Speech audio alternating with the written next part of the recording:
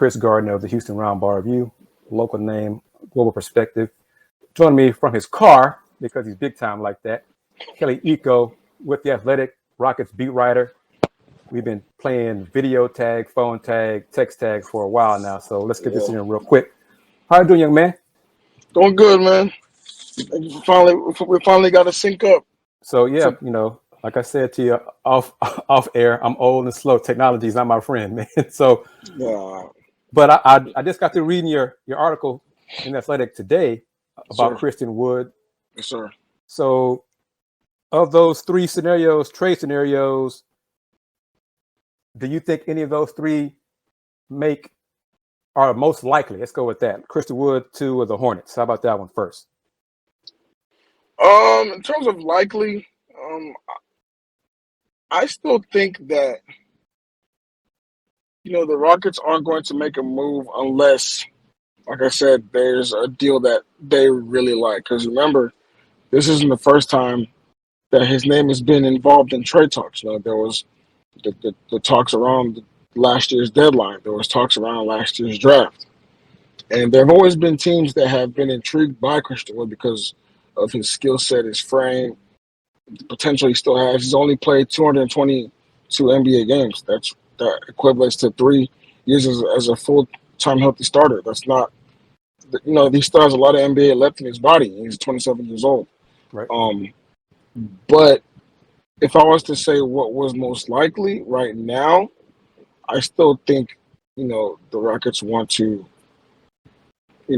see kind of what happens, in terms of with him, because they're not in a state right now where, unless it's a deal that's, because there's always going to be interest in Christian Wood, right? That's not going to go away.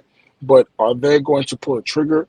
That's another question. Now, the Charlotte deal, the Charlotte option that I put on the table, I think that is a solid deal because you're kind of helping both teams right now.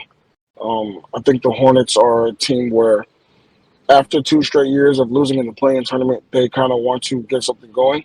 You also have Gordon Hayward coming back. LaMelo Ball, the emergence of Miles Bridges, Kelly Oubre Jr.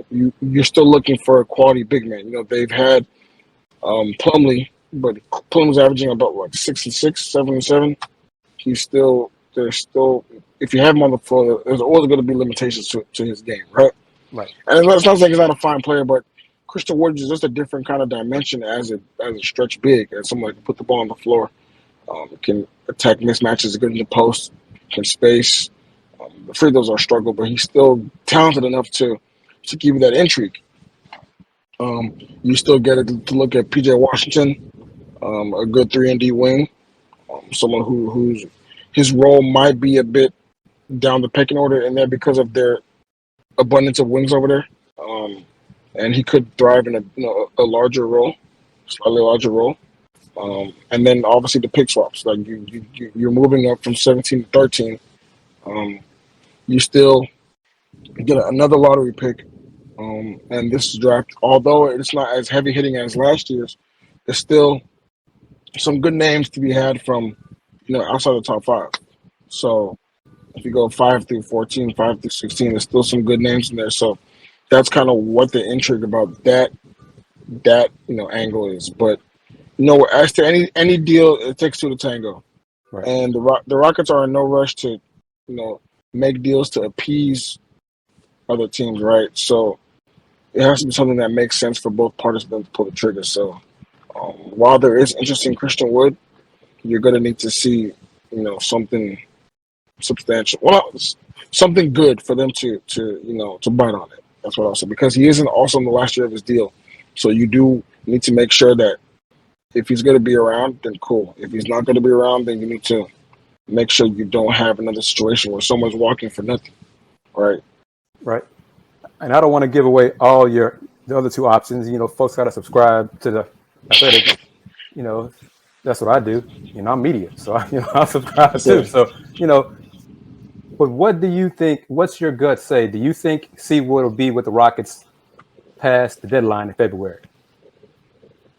The deadline. My gut tells me no. Or worst case scenario, they do a sign and trade. They could always do sign and trades. Okay. My if he's not there by the deadline, they'll definitely do a sign and trade. I could definitely see that. But I could also just as well see a team trying to make a postseason push, trying to get Kris Wood on board if they don't already, have a try to get a push before the season starts. So that's gonna be one to watch for sure.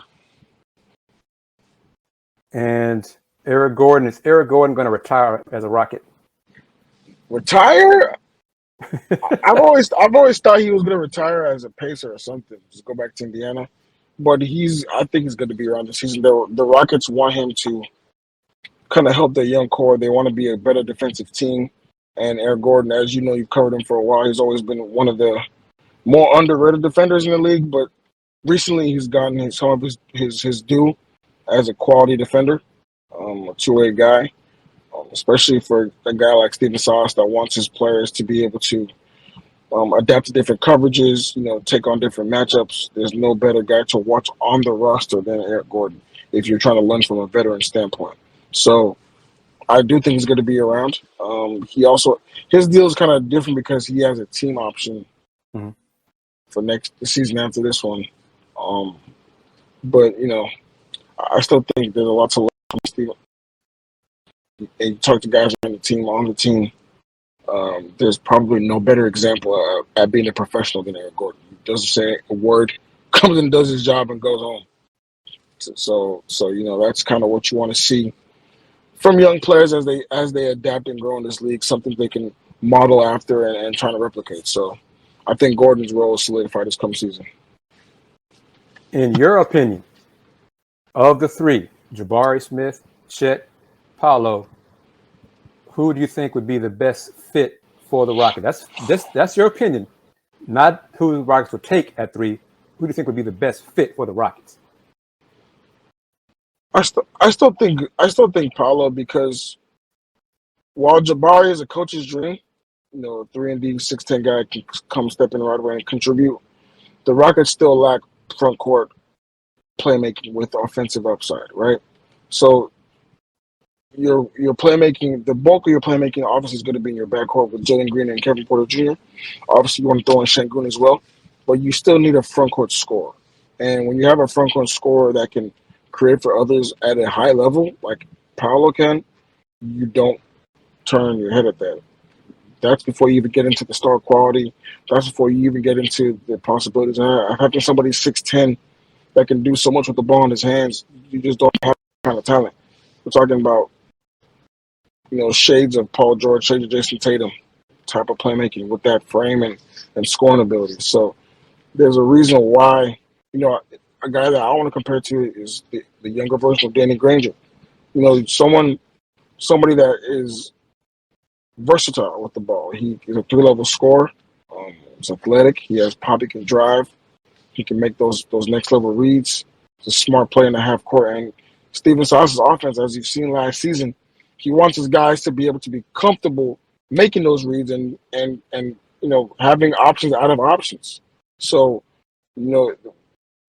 guys like Daishen Nix and Kmart Jr., guys like Daishen Nix, while they can create for others, they lack that offensive punch that scares teams, right? A Banchero, a 6'10" guy with that kind of swag and ball handling ability is going to put fear into a lot of players' hearts. So that's kind of why I think that's the best fit for him. And you can really build a 2-man nucleus off of that, with him and Jalen Green going forward. What about Kevin Porter Jr.'s long term with the Rockets? That's another question mark. Right now, I still think that they believe in him, especially going back to how he ended the season. He's had enough games under his belt for this team where you can say that this guy can play, right? Now, the other stuff, cleaning up the turnovers, cleaning up some of the decision-making, obviously the off-court stuff. You saw last season, the outbursts, on the bench with John Lucas and stuff like that. That needs to go away. But he's still 21 years old. He's still adapting. He's still learning. Nobody's perfect. He's not a finished product. I think there's still a lot of love for him in that building, and that's why you know, you're seeing them. Anytime they talk about growing, his name is mentioned, right? Now, the big thing for him is, he's eligible for an extension. He's good at, you know what I'm saying? The Rockets don't have to do it now, but obviously the clock is ticking for that too as well. And we'll see just how committed they are to him when those talks come around. How do you see the Rockets' four guards of Scoot, Jalen, Josh, and Daishen Nix going forward? From what I've heard, I've heard a lot of good things about Josh recently. That he looks fantastic. I've heard good stuff about Garrison Mathews as well. But I think Josh is primed for a bigger role next season. Nix probably has to prove himself in summer league. He needs to have a really good summer league and a really good camp to do that. But the potential is there for sure. But in terms of those four guards, obviously Kevin Porter and Jalen Green are solidified. Josh Christopher too, to a certain extent. I think that's going to be the three-man thing going forward. But I expect a bigger role for Josh this season, especially given how confident he looked second half of the year. Do you see a bigger role for KJ Martin and Usman Garuba next season? Probably not, and it's not because of their abilities per se. Well, I will say for Usman, he'll definitely get his chance because the Rockets are lacking big men. He'll definitely get his chance. KJ is a different angle because you still have to factor into the number 3 pick who's coming on board. Mm-hmm. There are only so many minutes to go around, and if his development doesn't take another leap to where you can justify, playing him 25, 26 minutes, I'm not sure how his role is going to increase. You still have to talk about Daishen as well. His minutes, they need factoring there. But there are a lot of guys to go around, a lot of mouths to feed in that front court. So it's gonna be hard. But I will say that I don't expect Kenyon Martin to play another summer league. I don't think he needs that. But he definitely needs a good summer of development to become a more confident ball handler. If he can become a better playmaker as well, because that's what they need right now. If the Rockets keep the 17th pick, what position do you think they would lean toward? I think wing or backup big. I would go wing first because it seems like the good bigs are going to be gone by 17. If you look at Jalen Duren, Mark Williams, I think they're going to be gone by 17. But there are going to be still a decent amount of good wings. You talk about guys like Malachi Branham, Patrick Baldwin, my sleeper, Marjon Beauchamp, Terry Eason, EJ Liddell, even potentially Jalen Williams. They're going to be guys there at 17 that can be had that you need, and you don't want to pass up on good wings. You can find bigs. If you're looking for backup bigs, it's easier to find a backup big to do a job than it is to find a quality wing that can help a rotation right now. So, any inkling that the Rockets would trade into the second round to get somebody they have their eye on? Not that I know of right now. But I know they're gonna always look at that stuff like that. They this week was all about because they still haven't met formally as a group, right, to discuss everything. So everything's been done individually.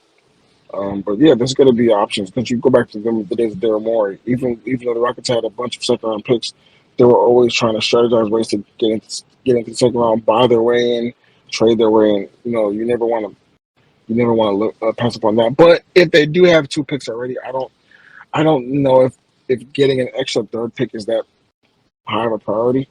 But if there's someone that they absolutely can't take their hands off of, then I can see that happening.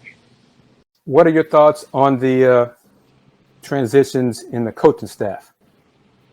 Just par for the course, business. It's a big deal. It's a huge loss. Anything like that? No. The way I understand it, they want to give Stephen full autonomy, and allow him to pick and staff the guys that he wants. Um, that's kind of it's more of supporting Stephen and backing Stephen for the long haul, as opposed to just giving him assistance, right? So that's kind of why you see the names that's out there right now, people that he trusts, people that he's worked with, people they want people that can come in and buy into the project they have going forward. But there is a lot of trust in Stephen. There is a lot of confidence in him to get the job done, and that's kind of why you're seeing them take this approach now. 2 more questions for you, Iko. One, getting into it with Coach Silas. Some fans, based on what you just said, probably shaking their head. Oh man, he's not going to be fired. Oh man, nothing like that. What are your thoughts on long-term Coach Silas with the Rockets? I think he's their guy. I believe so. Certainly, everything I've heard, I think he's their guy.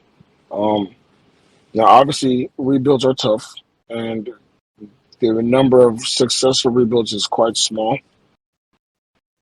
So you could sit up here and say, is Stephen Silas going to be the head coach of this final version of the Rockets? Maybe not.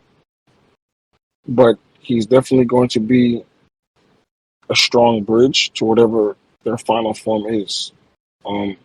Now he could very well be the head coach of this team for the next 5, 6. You know what I'm saying? It all depends on how this year goes, how next year goes. Are they seeing actual growth? Are they seeing actual improvement and progress to because he signed. I remember he signed a 4-year deal, I believe, and this is now year 3 of his deal. Right. So by year 3, it's kind of the evaluation year where you start to look at. If year 1 was a mulligan because of COVID and everything that was going on, last year was the first real year as a rebuild, and this is going to go into year 2. You're bringing on another top pick. How do you manage that? How do you, combine that with the guys you already have on the roster? Are you seeing something that you can actually hold on to going forward? That's kind of what I think the Rockets will be looking for whenever they're going to evaluate Stephen Silas and his job security. Do you think the Rockets will win more games this coming season than they did last season? Yes, I think if you go back to their record of games within 5 points or less, their record with games within 10 points or less, that all chalks up to inexperience, execution, immaturity with those late game decisions. I think some of that will be cleaned up naturally just by growing, getting another year under your belt. I think I could see them 26, 27. I think for a while they might. No, I think to 30 you have to become a much better defensive team, and if they're still going to be a bottom 5 unit, I don't see how you can jump to 30. But they'll be within the mix for sure. There's going to be a week or two where people are talking about can they sneak into a playing spot or whatever. But long term wise, I think they're still going to be at the bottom. And last thing, Iko, what's your timeline when the Rockets will be back in the playoffs and be top 4 in the West? Wow. You're looking at probably like 4 years, maybe 4 years, maybe. But they need a big splash. They need a big free agency splash. They need, a bit of luck.